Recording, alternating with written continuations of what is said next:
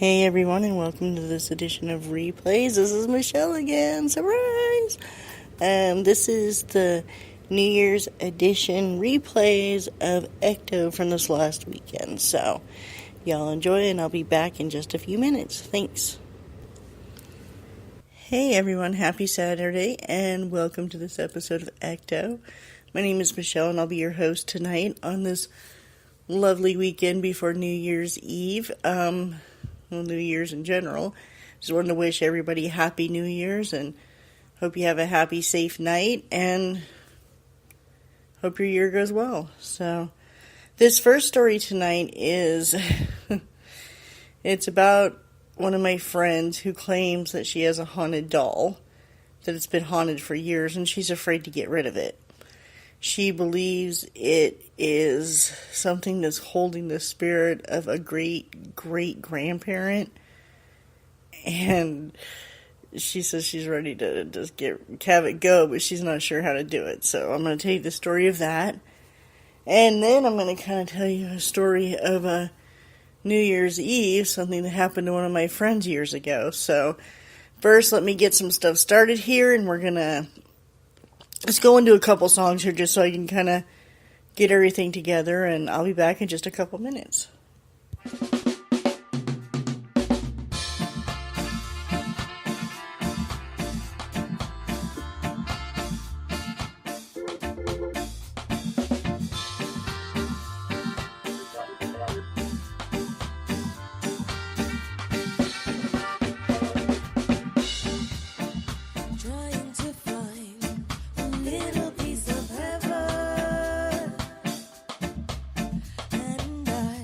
Stole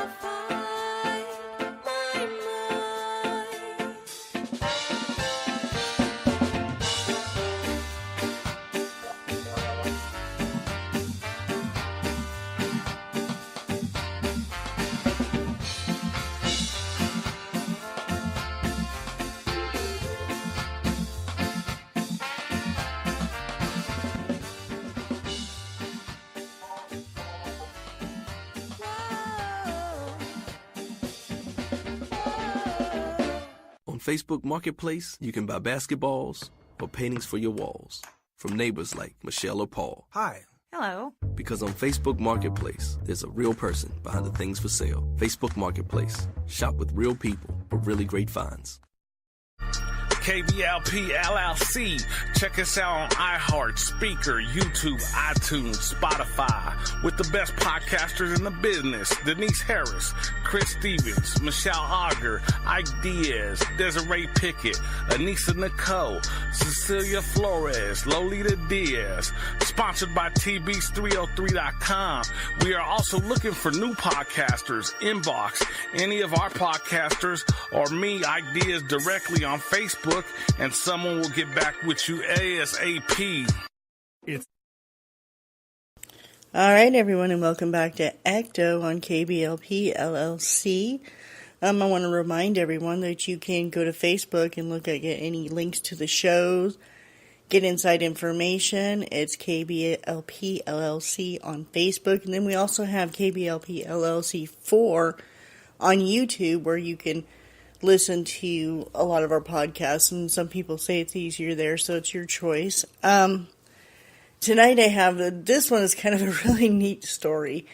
One of my friends sent me this. She said, I inherited this doll when a great aunt of mine died a few years back.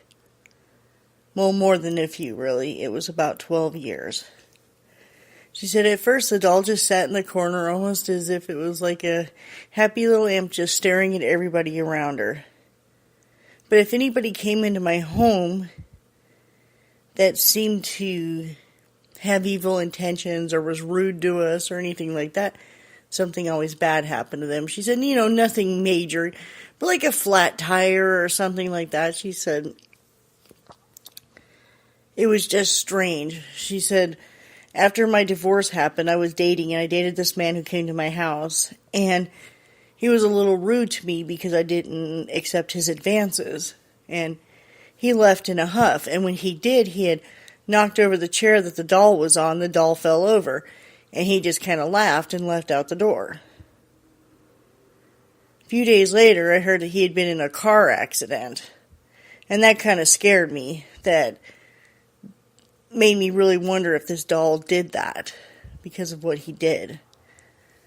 Later that day, I had put the doll in the attic. I thought, you know what, this is crazy. I don't even want this kind of thought in my head, so I put the doll in the attic. I had come home from work, and the doll was sitting in the living room. I was petrified. I could not even believe that happened. Thankfully, however, my daughter said she had wondered where the doll went and found it up in the attic. She had thought that the doll moved to the attic by itself, just as I thought the doll had moved to the living room. So thankfully, the doll was not moving. Oh my God, yeah, that would freak me out too.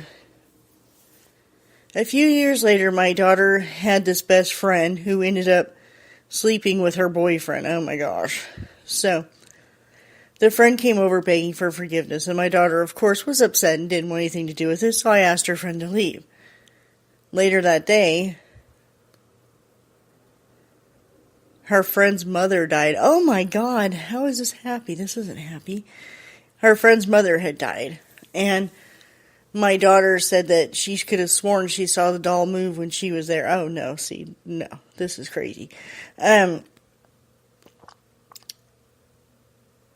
We both looked at each other and decided that the doll needed to go. So we called a family friend who was friends with the great aunt and asked her if she'd take the doll. She said, no way. There's no way I'm taking that thing into my house. Said the doll wouldn't want me anyways. I'm not a relative. She's like, what the heck are you talking about? So she takes a trip down, and she sees this friend who also invites a distant cousin over, who told them the story of apparently a great-great-grandparent who had died several years, great-great-grandparent, had died several years before, had said they wanted part of their body put into a doll as a conduit, so that way they could keep an eye on the family. Oh my gosh. So that's what happened. Piece of them was put into the doll's head, and the head sewn on, and that's why the doll Ew. Oh my gosh, why would you do that? Apparently this is a thing they did back then, though.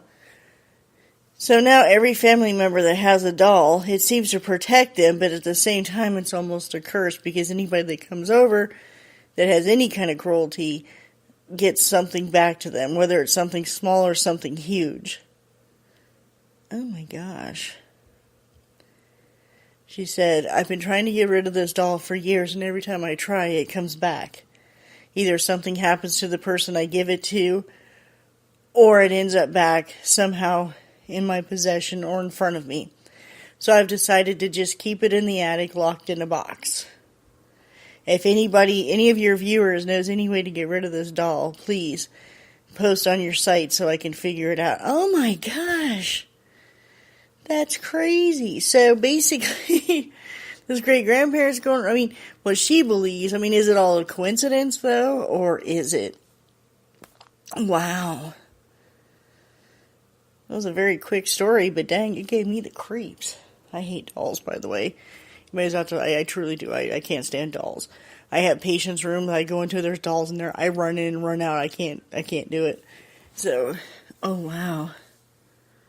So anyway, she says she's keeping this doll in a box right now. She's not sure what to do with it. So if anybody has, maybe that show that, I forget what it's called, the Supernatural, where they burn the stuff, maybe. I don't know. Maybe you need to call somebody. That's really creepy. So, what do you guys think? Do you think it's a doll? Do you think it's a coincidence? You never know.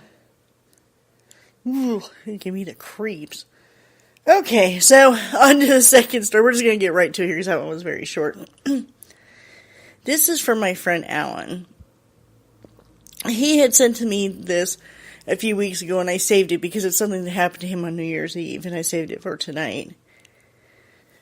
He says, when I was 18 years old, he said I had gone to a party, and of course, we all saw the ball drop, the whole thing, and we partied until we were all partied out. He says around 3:30 in the morning, I was driving home, and I kept seeing these weird things on the side of the road.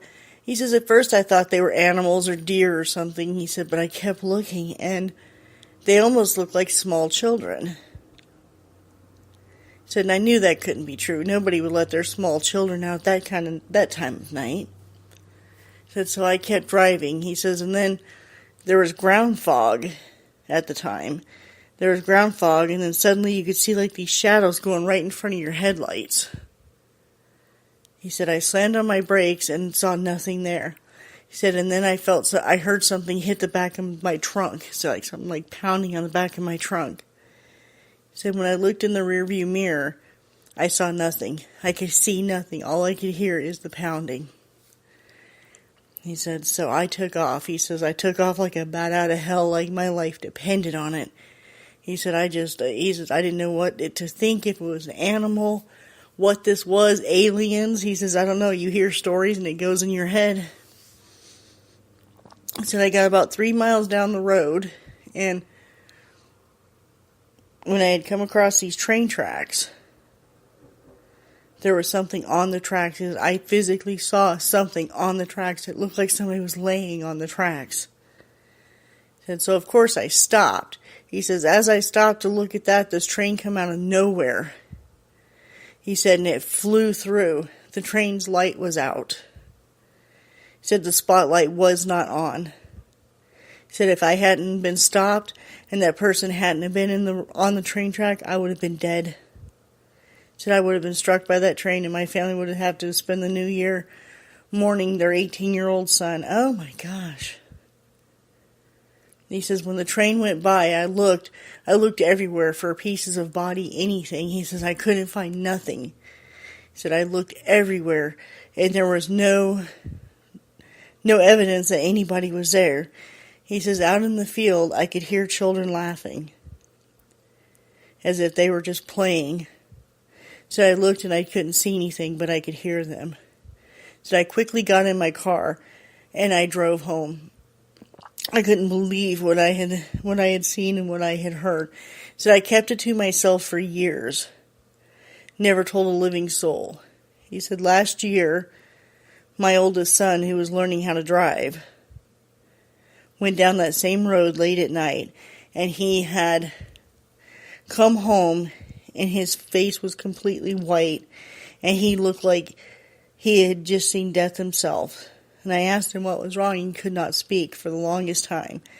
Finally, I got him to calm down and get out of shock, and he had told me a story. He said, "Dad, I was driving down the road, and I could have sworn I seen these little things. I don't know what they were." He said, "I don't know." He said, "They look like, they almost look like small aliens or children or something." He said, "I didn't know what it was." He said, "But I slowed down to look to see if they needed help, but they would disappear the second I would slow down." He said, "When I got down the road further," he said, "there was almost like a smoke in the road." He said, "I thought maybe there was a field fire, so I stopped to look, and there was nothing." He said, "Suddenly I seen small shadows going in front of the car where the lights were hitting the fog." He said, "Dad, I slammed on the brakes because I thought that I was going to hit one of them." He said, "Suddenly I heard something hitting the back of the car, hitting it hard." He said, "I actually got out, Dad, because I thought somebody was doing something." He said, "It was probably stupid of me to get out, but I did." He said, "I got out to look." He says, "Dad, on the back of the bumper, you could see fingerprints on the car, just like little smears of like little hands." Oh my God. He said, I couldn't believe it. He says, "I got back in the car and I was just in a panic." He said, "I tried to call you, but the cell phone was dead. It wouldn't work. There was no signal." He says, "When I got down the road," he said, "it got even weirder. I could have sworn," he said, "it looked like a woman laying on the tracks." He said, "I stopped and I yelled, I rolled down my window. I was like, 'Ma'am, are you okay?' She didn't move, Dad. She didn't move at all." He said, "Suddenly this train come out of nowhere and just ran her over, but she disappeared as the train ran her over." He said, "Dad, I know it was a real train. I could smell it. I could hear it, everything." He said, "I don't know what happened." So he said, I knew that I needed to investigate this because it happened to both me and my son now. So he started doing some research and come to find out a school bus. Oh, wow. Said a school bus had years prior, I'm reading it here. A school bus years prior had seen a woman on the tracks. The bus driver stopped to try to help her as he was going over the tracks, and the bus stalled out. As soon as the bus stalled out, a train came out of nowhere and took out the bus.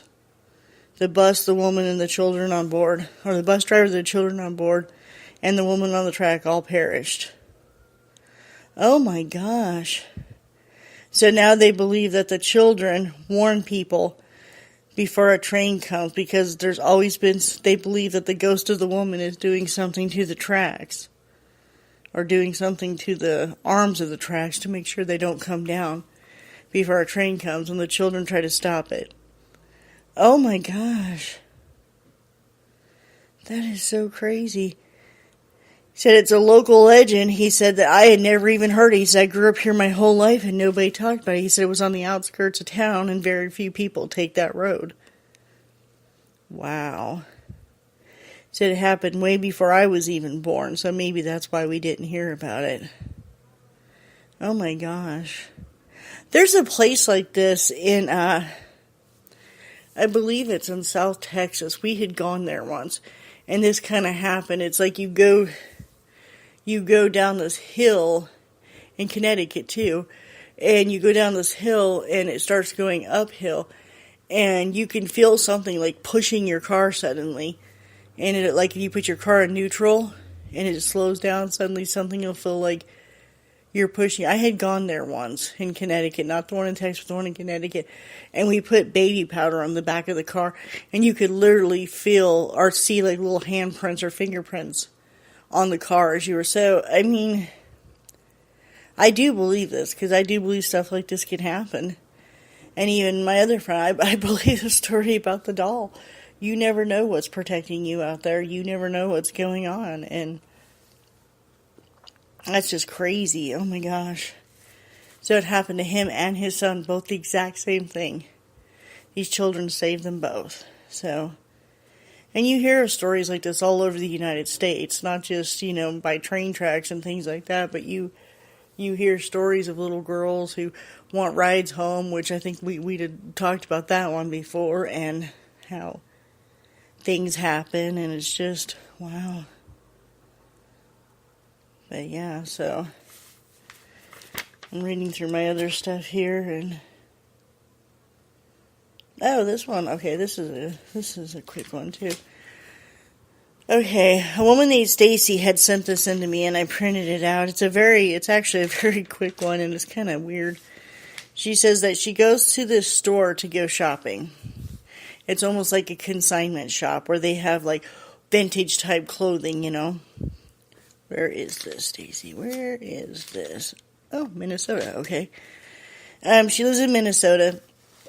And she goes to this vintage shop, and they have, like 70s and 80s style clothing and stuff like that. And they're actually the original ones that people had in this store. And she goes there to try on clothes. And she said one day she was trying on her clothes, and in the mirror, quickly flashed, she could see a man staring at her. She said, I flew out of there half-dressed. She said, I was screaming and yelling, accusing them of having a two-way mirror and that somebody was in there watching me. And she said the people were telling her, ma'am, there's no way that's a two-way mirror. Said, look on the other side. It's another dressing room. It's not even. And she said, well, you must have cameras inside the mirror. And the owner, who was freaking out, obviously being accused of being a pervert or whatever, goes in there quickly and actually unscrews the mirror from the wall and shows her there's nothing, it's nothing. So she said, I attributed it to my imagination. I figured I must have just, been tired, whatever. She said about 3 weeks later, I had gone there again looking for some specific blue jeans. The old Jordache jean. I remember those. Anyways. So I was looking for some old Jordache jeans. And again, I went into the dressing room. This time I went into the other dressing room, the one beside it. Because that one just creeped me out, just remembering from the last time. She said, again, I looked up and I see a man looking back at me quickly, and he disappears. She said, I flew out of that dressing room as fast as I could, and it happened again. And this time it was the owner's wife there. And she started to sob, and I couldn't understand why she was sobbing. And I was like, ma'am, what happened? What did I do? What did I say? And she said that her son, oh my gosh, her son had actually died when they built that store. He was putting up those dressing rooms, and a beam had fallen on him, and he died in that very spot. Oh, wow. Well, you'd think he'd move stuff then. She said that she isn't the only one that had seen him, that other people have seen him too. She said she was working on trying to get somebody there to try to move him on. And this lady, Stacy, she says, and oddly, she says, I know people like that. She said, so I called them, and they went to their store, and a medium went to the store and talked to him and got him to move on. Oh, wow. So it was just like this happy thing that she was there. And that the spirit was able to move on because she had friends. I wonder if he knew that. That's kind of weird. But she had to have had some abilities to be able to see him, so that's definitely a cool story, Stacy. Thank you. Wow, I don't know, what would you do on it? Oh my gosh, I would freak. If I went into a dressing room and there was someone staring, oh my god, I would freak out. That would be so scary. Oh my gosh, seriously, just all of a sudden in the mirror you see someone staring back at you. Oh my god. I don't think I would go back, though. I mean, she's pretty brave for even going back. I would just freak the hell out. I'd be like, that was not my imagination. That's what I saw, and I'm out. Peace, yo. I'd be gone. I mean, yeah, deuces would definitely be flying in the air. Oh my gosh. So, alright. That's enough scary stories for tonight. I want everybody to stay tuned later on tonight. We're going to be having probably encounters when Denise gets out of work. I'm not sure if I'm going to be on the show or not. We kind of haven't talked about it yet, but if not, it'll be a great show. She's always awesome. Denise is like the best, as y'all know. So, and then later tonight is also the Jam, I believe, with Ike Diaz and possibly Zach Morris. I'm not sure if they're doing that now yet or what's going on, but somebody will be on. So, and again, you all have a happy and safe New Year's Eve. Don't party too hard, and if you do, call a cab, call an Uber. Don't drink and drive. And have a great 2019. Hopefully it's awesome for you. Cross your fingers, and if not, make it awesome. And you know we can all make our own fate like that. So, anyways, y'all have a great night. Oh, shout out. Sorry. Oh my gosh. Okay, first I need to do a shout out for True Horror Junkies and Horror 3-Ring Circus. The Art of Darkness. My friend also runs the Walking Dead Freak Show because he has other things there besides just the Freak Show. So, some pretty cool stuff going on. New Year's Day, I'm going to be trying to do some replays of all the shows from this weekend all at once. So, we'll see how that goes. Hopefully it goes well. I might start New Year's Eve right after midnight. We'll see. So, everybody stay tuned. We're going to be trying to do that and get things done. So everybody just hang tight with us, and hopefully we'll be able to get some shows on all day long here pretty soon. So thank you very much. You all have a great night, and just like I said, stay tuned for Encounters of the Strange Kind with our very own Denise Harris. She'll be back here in just a little while, and then later on, Ike Diaz or Zach Morrison, one of them will be here. So y'all have fun. Bye. Critics and audiences are cheering for Bumblebee. It's an incredible 93% fresh on Rotten Tomatoes. Light it up! The perfect blend of action, heart, and humor. Not just a great Transformers movie, a great movie, period. Bumblebee, now playing. Rated PG-13.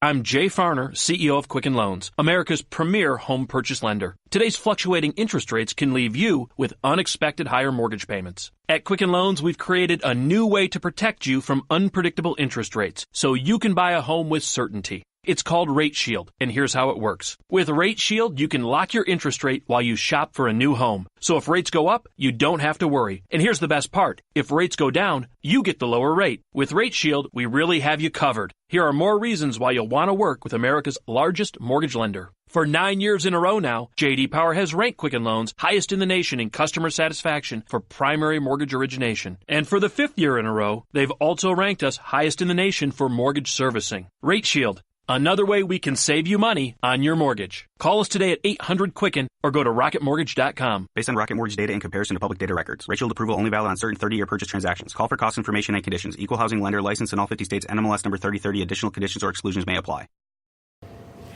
Hey guys, thank you for listening to Replays. That was Ecto with me, Michelle. I'll be back here in just a few minutes with another Replays, and we're going to be doing Encounters of the Strange Kind. So, stay tuned. We'll be right back.